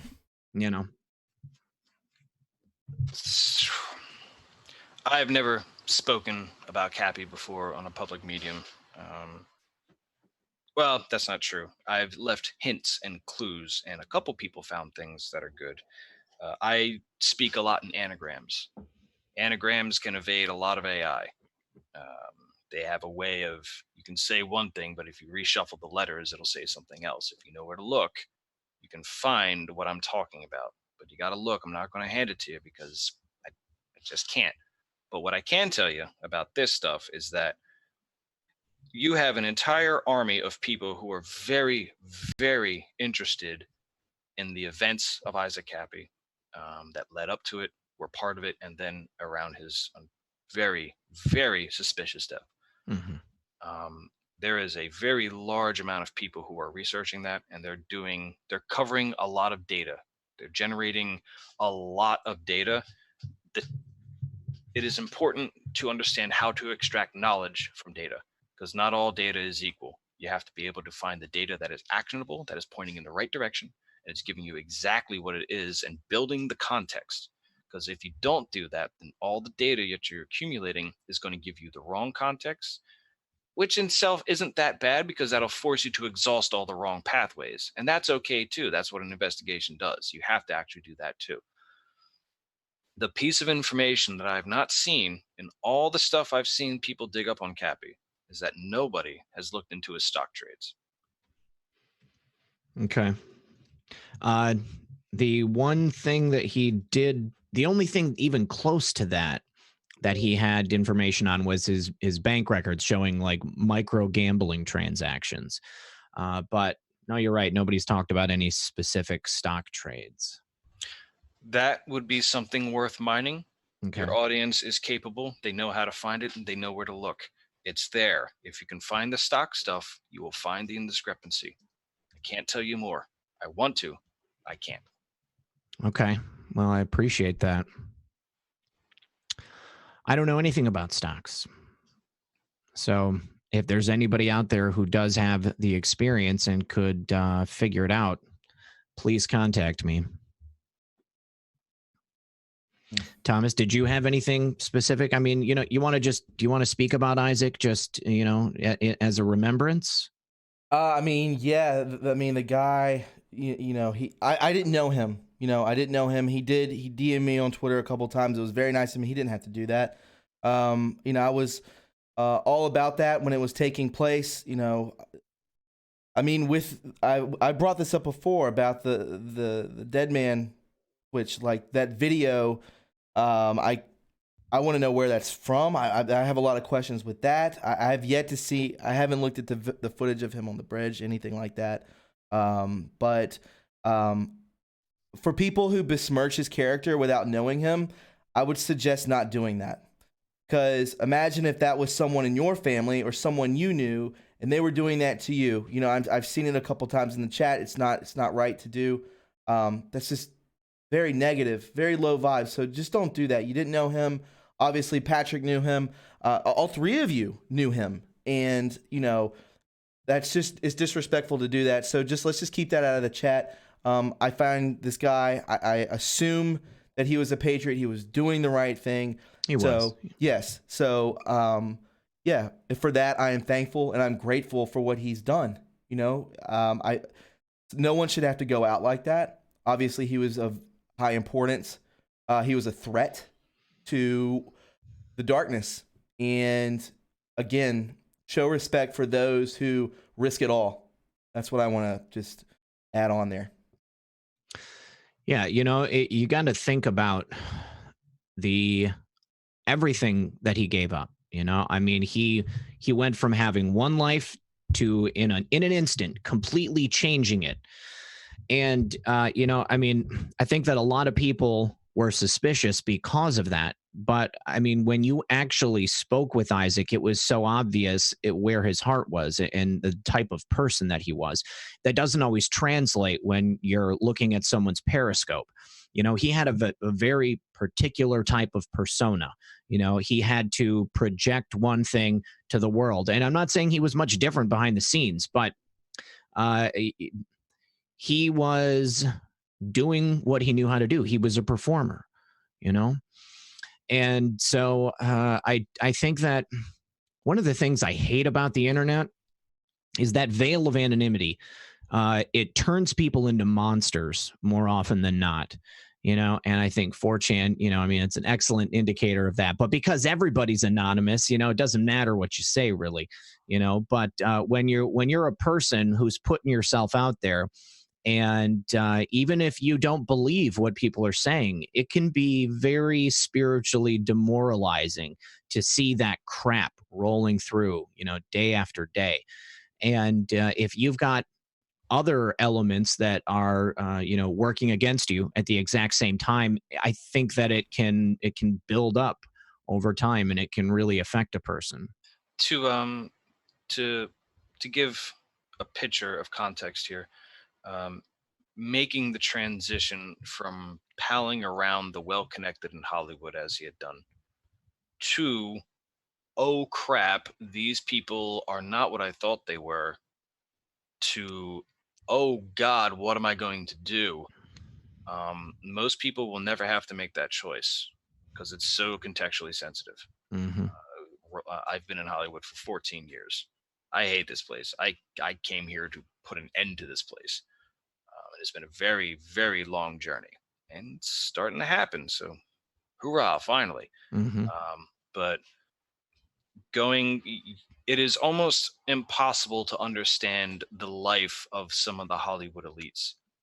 Most of us will never have that kind of money. Even if we bandied together, we still wouldn't have the amount of money that they accumulate and blow through at ridiculous rates. There are escort services available for a Hollywood elite where you just dial a number and a hooker appears. It's like Uber for hookers. Mm-hmm. That's the thing. Drug dealers, cocaine, press button, receive pleasure. That's basically it. They drive up to the hills, drop off the escort, drop off the drugs, drop off whatever your vices are. They appear and that's it. And you negotiate that in your agency deals, in your manager deals. So this isn't some bad apples. I mean, I know a lot of actors, and some of them aren't some bad apples. But when you're dealing with the untouchables, the 20 million and up, the people with real estate in Beverly Hills, I mean, that's just, you can't even fathom the lifestyle that these guys have gotten accustomed to. Mm-hmm. It is beyond the imaginations of most people. Sometimes it's worse than the imagination you may have. And he was rolling around with a lot of those people. I mean, Paris Jackson was, for my own defense, I'm going to say, has no relation to all the things I was just saying. But Paris Jackson comes from royalty, American pop royalty. That's Michael freaking Jackson. Like, I mean, all the stuff associated with that as well. So there is an untouchability. It's not like these people are surrounded by critics that are meaningful. It's not like they're surrounded by people telling them no. They filter people out of their lives who tell them no. Surrounded by sycophants. Sycophants all day, every day. And when you are surrounded by sycophants all day, every day, you will get steered in directions. You just get steered in them. You get invited to a party. Oh, it's a sex party. You get invited to a drug party. Oh, it's a drug party. you get dragged along because no one's going to tell you no, and you don't have the opportunity to exercise the appropriate judgment, and you don't have the experience on doing so. And in reality, you probably don't even want to. Right. So when Cappy makes the transition from that lifestyle and the people in that lifestyle to the complete literal opposite, this is like going from having never walked in your life to Marine boot camp. Mm-hmm. It is that jarring of a transition psychologically. And in his credit, he worked it as best he could with the skill sets he has. And that is not easy. That is nowhere near easy. Mm. He had the balls to give it a shot. Yeah. Most of these actors out here. What was Cappy's sort of flaw in the way that he did his operations? He was an entertainer first. When you're an entertainer, there's a psychological predisposition on your behavior. You like to please people. You like to make people happy, or you want to nullify any conflict, or you want to have kind of like act as a diplomat in a way, right? So people pleasers, or at least people with the behavior of a people pleaser, they know how to attract the eyes. They know how to bring people and invite them into a story, and they know how to tell that story, and they know how to make it compelling. And they learn these tricks. It's what makes a good politician, what makes a good salesperson, and occasionally, for most industries, actually makes good leaders, because you have to manage so many different tribes of people. And Are these people possessed? It depends how far into it you go, because all of us have a little bit of a people pleaser in us. We're not all stodgy people beating up everyone who disagrees with us. We have a little bit of these traits in us as well. But some people go really off the charts with it, and then they have to continuously make the selection to reinforce that sort of behavior. So to keep going into being a people pleaser, and maybe there's a reward for it. Maybe like, hey, my sister didn't get in a fight with my dad. All right, no fights, right? So I love my sister, or whatever. So these types of things accumulate over time, and you go for the hyper people pleasers, which Hollywood is completely full of. That's what actors really are. They're trying to serve other people's emotional needs, storytelling needs, whatever, at least psychologically here. So Cappy's flaw in that regard was that he knew how to please people in the sense that to tell them the story. And this was enough of a threat, because when you were dealing with all of the people that were listening to Cappy's information, these were people who come from walks of life who probably don't even agree with one another. You had people who were QAnon people. You had people who were one political affiliation. You had people who were in Hollywood. You had people who were not in Hollywood. You had people who knew not. All these different walks of life. And a people pleaser attitude can be beneficial if you temper it in that scenario. You act as a unifier of tribes. You can bring all these desperate parties together, and then you can act as one. And Cappy was demonstrating that capability, very much so, which is why they hammered him as hard as he could. They hit him in TMZ. They hit him in Twitter, the Hoffman Chronicles. All these different venues were trying to strategically dismantle his ability to unify these people and to act. And it worked. It absolutely worked, unfortunately. Yeah, I have to agree. Yeah. The reason I brought that up about being like these people, people are asking about in the chat.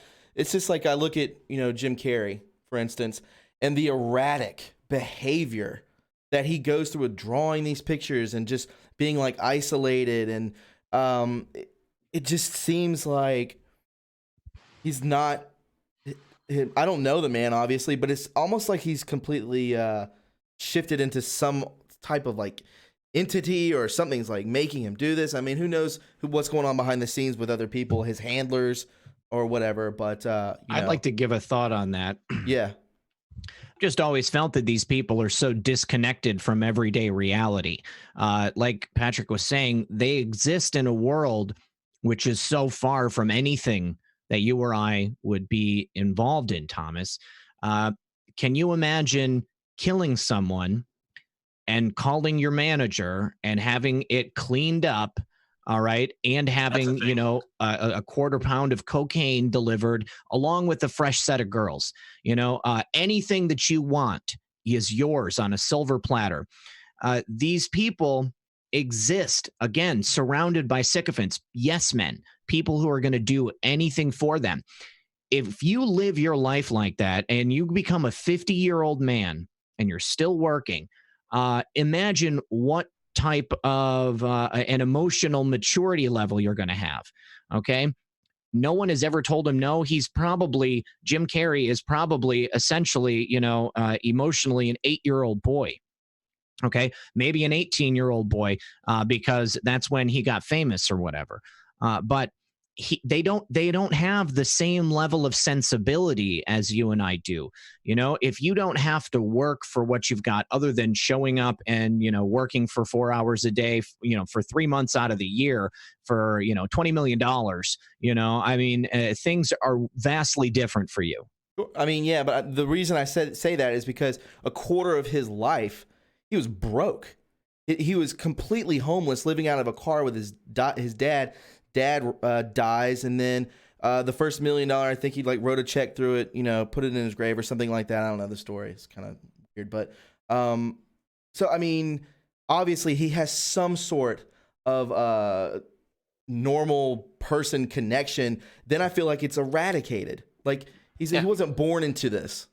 Right. I mean, that's exactly it, right? So, not to delve into the psychological nurture versus nature sort of debate, Hollywood has a way of amplifying your nature and destroying your nature simultaneously.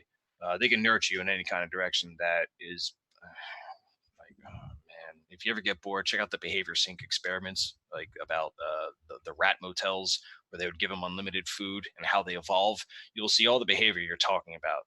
Sort of like a possessed sort of behavior. The rats would actually delve up into 4 large subgroups, and I'm going to ruin the experiment. I recommend people looking it up, where if you gave someone unlimited food, you'd have one group that would endlessly clean themselves.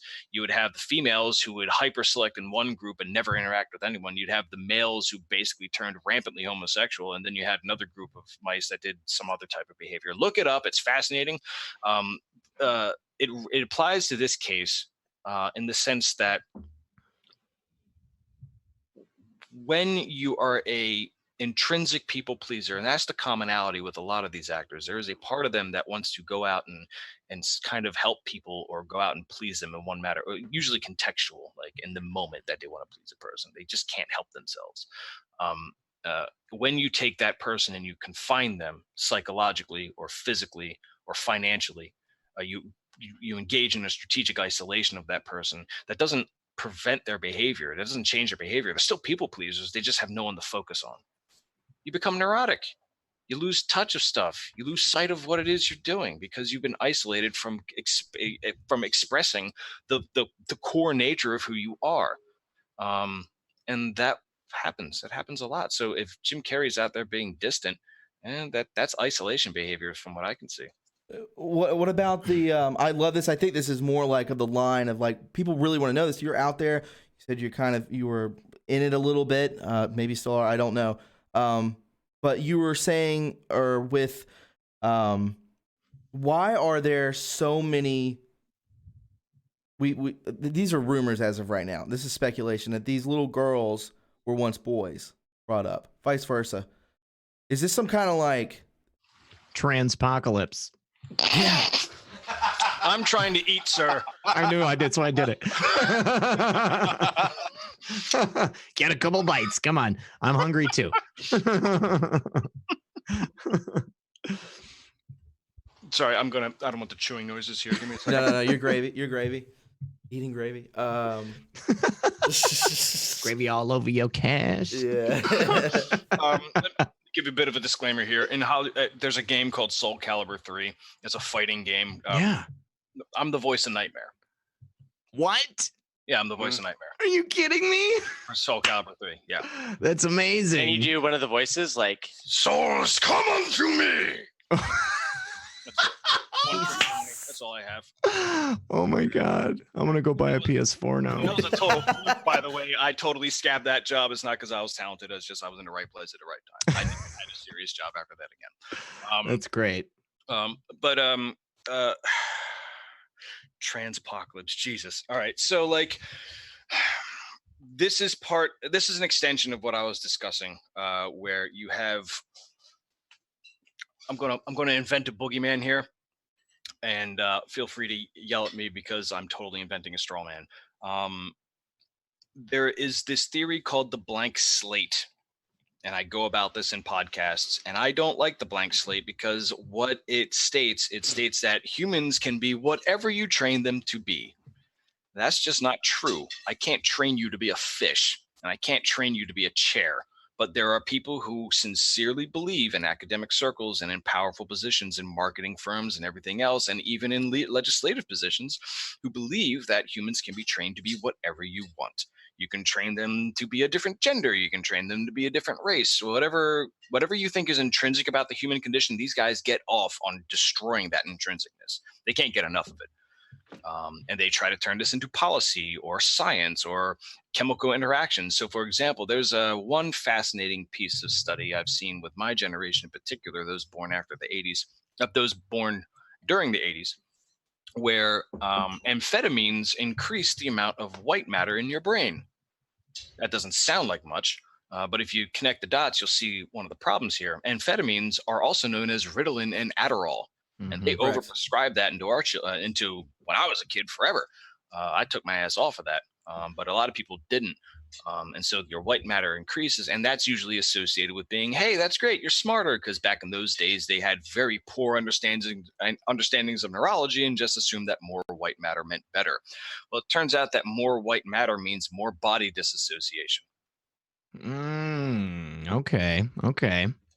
Yeah, that's a fun one. So what happens is you no longer see your body as an extension of as a directly connected entity of you. You see it as some pseudo alien thing that you can leave at will. You can kind of like transport your brain out of it, sort of thing. I'm a unicorn. Right. Blank slate. That's the hallmarks of blank slate is creating this kind of fantasy world, or a simulation that people would call it, where, the world in my head, this almost clown world where I have no rules and I have no obligations and I have no constraints. That's the real world, and my body isn't. The physical realm is disconnected. This would be very useful in MK Ultra programming. Yes. That sounds exactly like the end game hallmark goal of that sort of training. That's absolutely correct. Wow. So the moment you're talking body disassociation, all the cards are, it's off the table. You're talking suicide soldiers. You're talking people who engage in activities and don't care if they die. You're talking people with body dysmorphia issues. You have the whole ecosystem of body disassociation front and center, being pumped in via chemically, via reinforced via mass media, being made policy via legislation and politics, and being utilized as weapons of war or weapons of intrigue or whatever the case may be. Here's a question off topic. Should we fear 5G? I have no idea. I have no idea. Not a 5G I don't expert. Either. Not a 5G I don't either. expert. I've been looking at it. I've been trying to figure it out. There's like, I've done some research, and it turns out that 4G has some damaging effects a little bit. It's all about the power. The thing about 5G is that it's operating, I think, like a 50 gigahertz band. It's what they used for television. They repurposed it for 5G.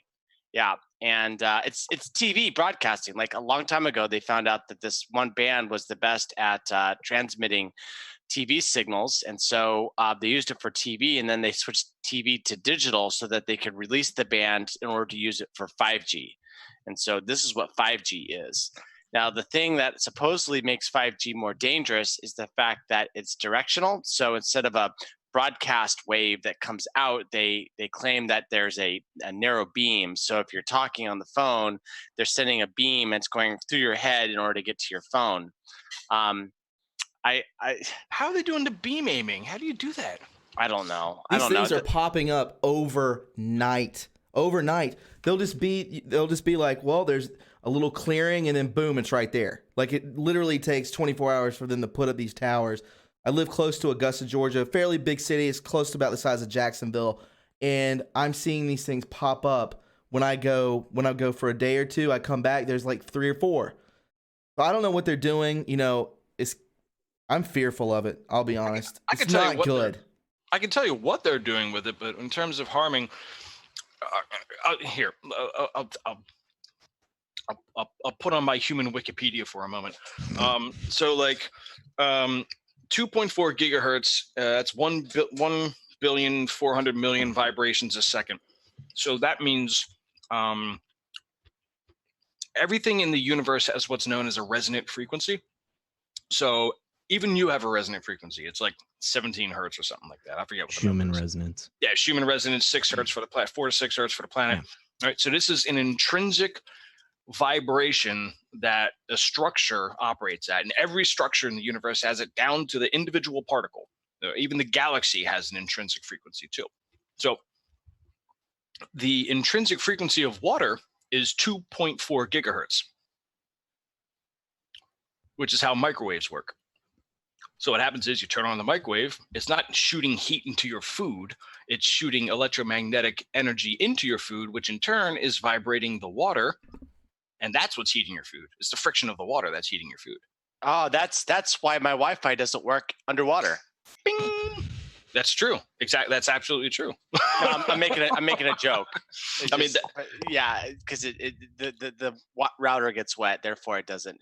Oh, well, you let the smoke out. That's the problem. Exactly. Smoke out. So, so because there's water vapor in the air, that is why 4G works.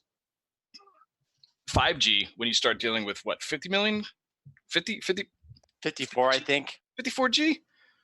Jesus, what's the resonant frequency of that? I don't even know. But basically, there is something in this universe that has a resonant frequency of 54G, and this thing is taking advantage of it. I would start your research there if you're interested in this. Someone asked regarding those stocks. If I name a couple of things, Belmont Project by Bill Gates or Google Sidewalk Cafe. Doesn't ring a bell. Okay. All right. Got it. Doesn't ring a bell. Keep searching. Don't give up. There is information here because no one has talked about the stocks after he died. Okay. What happens to stocks when a person dies? I would start there. Well, I mean, wouldn't they be included in a will? I mean, if there was a will, and if they're not, there was a will. If there was a will, so then a broker. Looking for a broker. A lawyer, a broker, a lawyer. Okay. When people die, there is a whole process one has to go through. Did he have a will? Yes, no. If he did, what happened to the stocks? Okay. That's pretty breaking news right there, guys. Yes. Yeah. Remember to tune in all the times to RedPill78 and TRureporting for information that nobody else has on the internet. Yeah, this is breaking news. Yeah, breaking news. This is crazy. This conversation is like I'm not talking a lot because I'm just literally just like soaking all of this up. Like I'm just kind of like vibrating. It's weird. Remember to change the batteries. Yeah. Change the batteries. Change the batteries. It's 2.4 gigahertz. You just got to walk it off. Yeah. Oh. Yeah, guys. Let me. What else can we talk about? I want to go for about another 15 minutes. Can we do that? Is that a little too long, or I kind of want to? That's my max, dude. I am starving. Yeah, 15 minutes would put us right at 2 hours. What's that? Got some salad if you want some. I would love it. Yeah, I'm starving. I'm about to call up Uber Eats, so it's here when I get off. Make sure it's Eats and not cocaine. Well, you know, sorry, Mom. I accidentally called Uber cocaine. That's a joke. Sober as a church mouse, kids. Don't use drugs. Don't do drugs. It's terrible for you. Red Pill, do you have any like off-point questions, like something that, you know, pertaining to, I don't know, doesn't have to be. I mean, if you want to do conspiratorial or anything that's taking place right now, 9/11, for God's sake, something like that.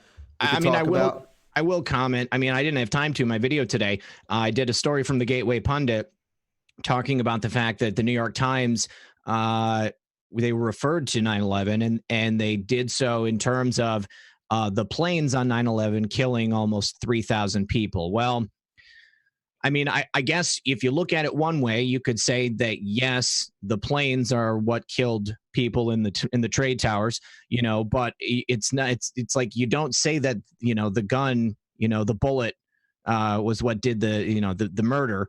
I mean, it's whoever was pulling the trigger. So and there was either somebody flying those planes or they were remote controlled. So however you look at it.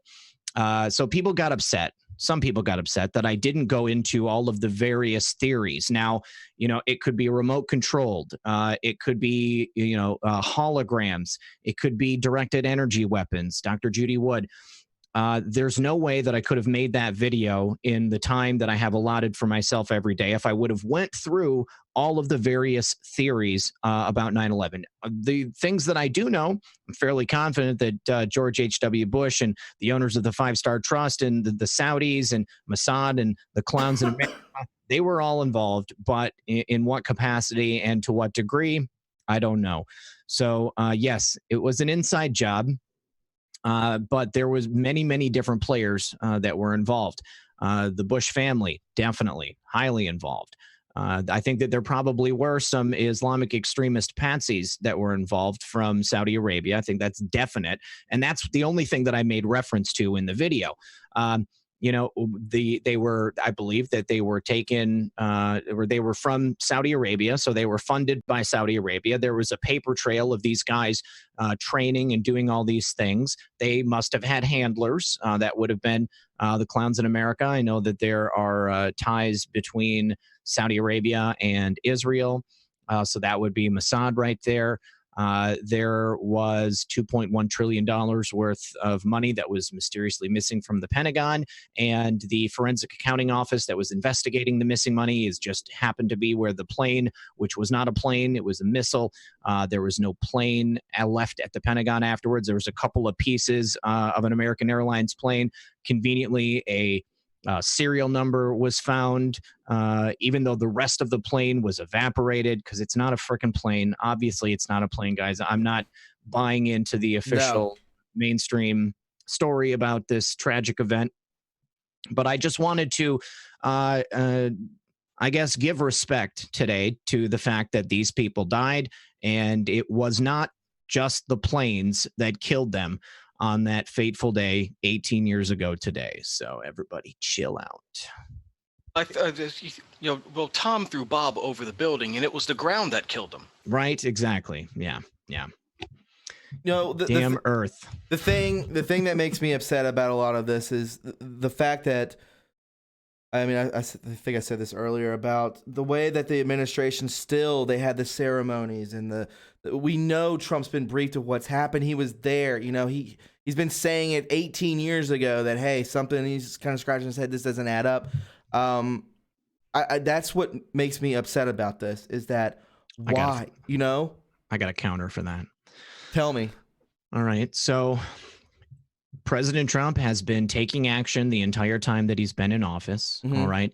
If he was just to come out before the death knell had been sounded for the cabal and say, guess what, guys, it was you that done 9/11, then he would get shot as quickly as JFK was. Okay. Yes. He cannot come out and say it. It has to be a covert operation, and you don't broadcast your moves. All right. Saving the best for last. I won't even say it out loud, but we're saving the best for last. It will happen.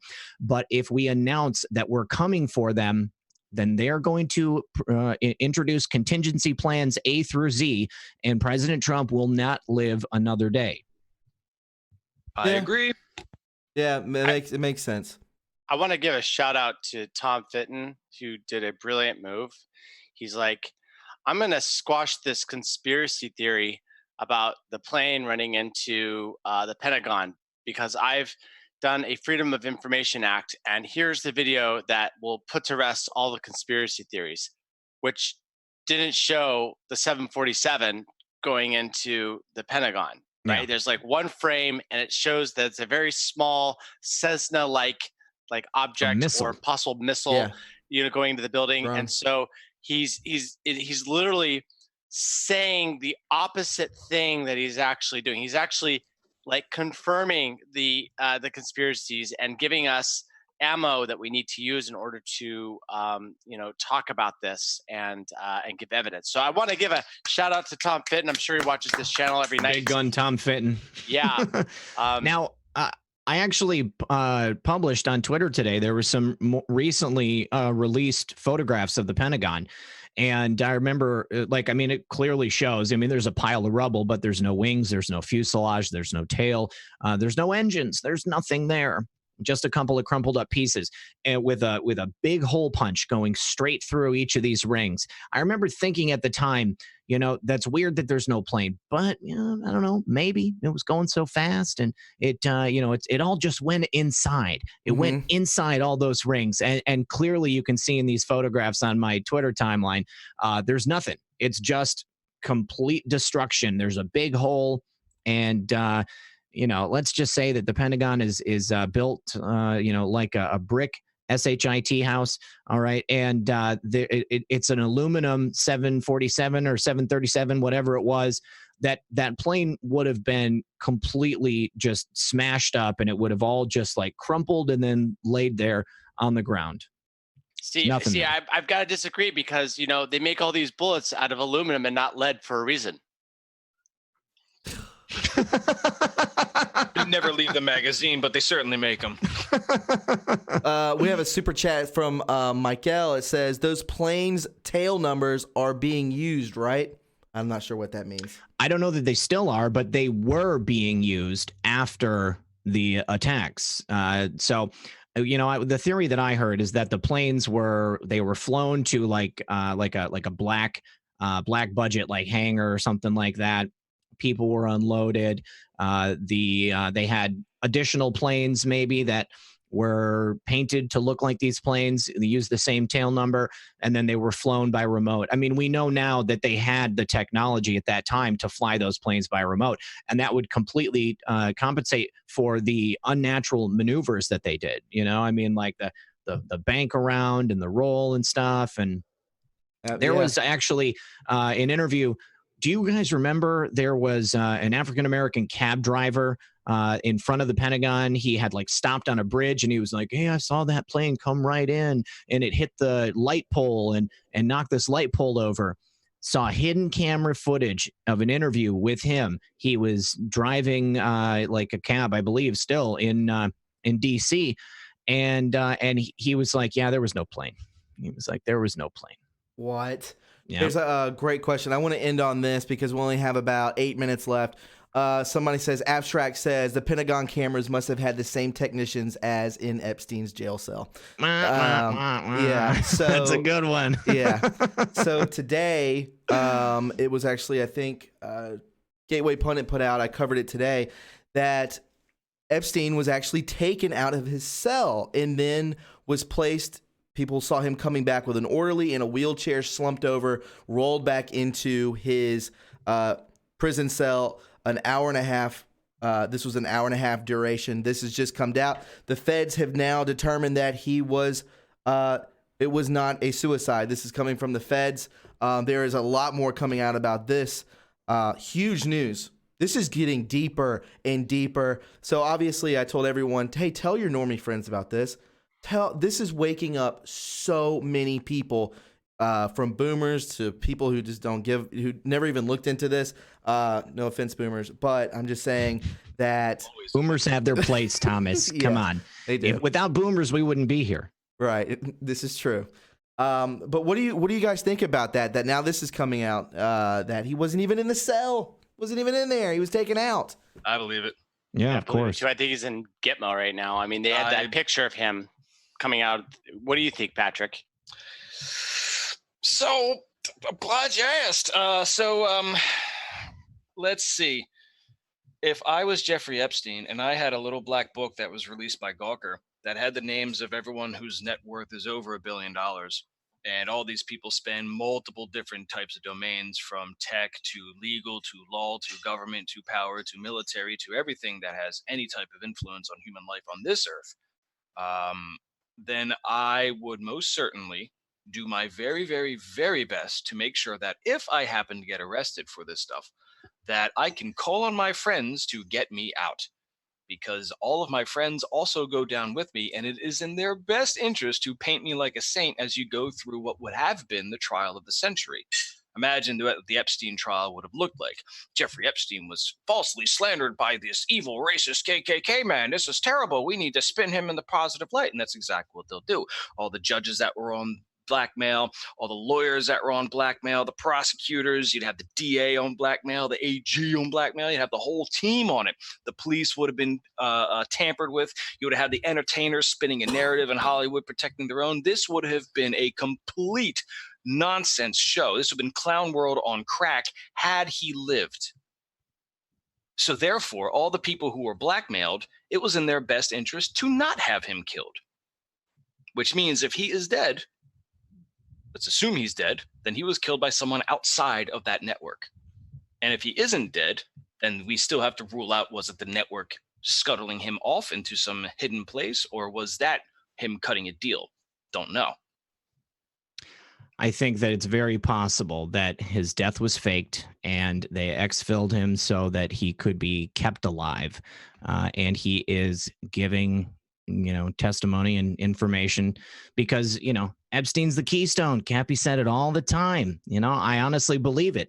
And I don't think that the DOJ, Bill Barr, Donald Trump, I don't think any of these people would be stupid enough to allow him to be in a position where he could be compromised and killed. It's they've said that they don't need Epstein. They've got enough information on his co-conspirators, but they make a very strong case if he's alive. Yeah, no funeral, nothing. I'm leaning towards he is alive and well somewhere. I don't know where, but if it was, we know they fake funerals and stuff too, but nothing of that has happened yet, and we're going on a month now. Everyone in that black book should be sweating bullets at this point. Without that trial, they have no power over how this turns out. I mean, look what happened right after he died or suicided. The law enforcement was on Epstein Island, gathering all this information. So, that is really telling right there what's going on. I mean, without someone withstanding, there's nothing to oppose the search and seizure. And all the evidence that would have been in the trial, had this been the trial of the century, as was from their perspective, the people in the black book wanted.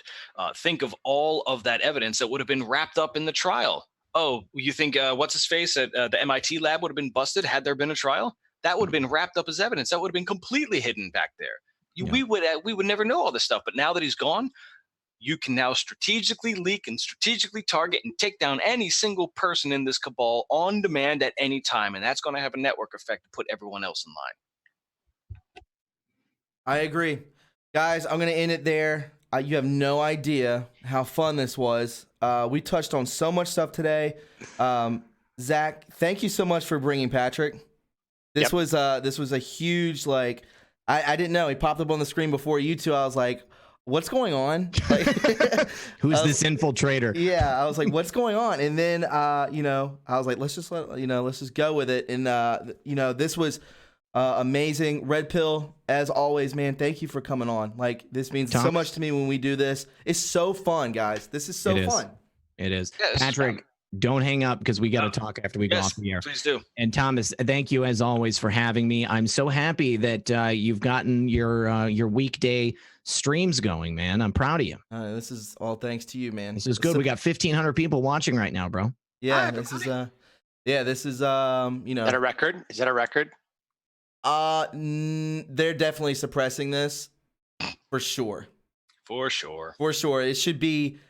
I don't think it's very close to a record, but next time. Let's break. I'm gonna write this number down and let's knock it out of the park next time. Okay. We have something Deuces. something to shoot for, guys. Thank you all. Thanks everyone for checking us out today. This was such a huge moment for True Reporting, as this was amazing.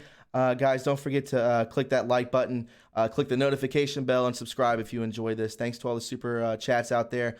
Thank you, Zach, Patrick, Red Pill. Guys, it means so much to me. You have no idea. No idea. So fun, guys. Thank you. Don't Thanks, forget guys. to check out RedPill78. Yeah. Plug yourselves if you want to. Go for Oh, yeah. Yeah. Go. You can find the Google Whistleblower. That's me, Zach, at twitter.com. Yeah, you're in the dark. And just go to my handle, Perpetual Maniac. Help keep me alive by liking the tweets that I'm making, because I am fighting dragons. So again, that's Perpetual Maniac at Twitter. I'm Patrick. You'll see my work. I'm sure of it. Right, yeah, cultstate.com. I've already got your websites ready to go. Yeah.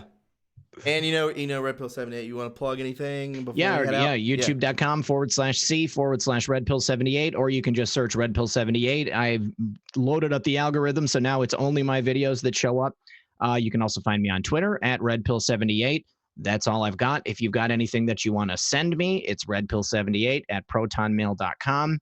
All I ask is that you don't send me other people's videos. I generally don't have time to wade through them. But if you got documents, information, things that you want me to cover, I'll be more than happy to do that. If you guys have any ideas of people that you want to be on the show, please, by all means, help me connect with people. I do appreciate it. Also, I do have the merch store, which you can find in the link of any video that I've posted on YouTube. You can get an awesome Vape Lives Matter shirt right now. I think that's very important, considering that President Trump is looking to ban fruit and candy flavored vapes. If you're going to ban flavored vapes, then why don't we ban Burnett's flavored vodka? Let's ban puckers, because the kids love to drink that stuff. So, where does it end, guys? Personal responsibility. Don't give your vape to a kid. Yeah, seriously. Yeah. There you go. Guys, thank you very much. Thank you guys for watching. We'll talk to you later, and have a wonderful night. We'll take care. Bye-bye. Thanks. Bye, guys. Good luck. I got to get a light in this room.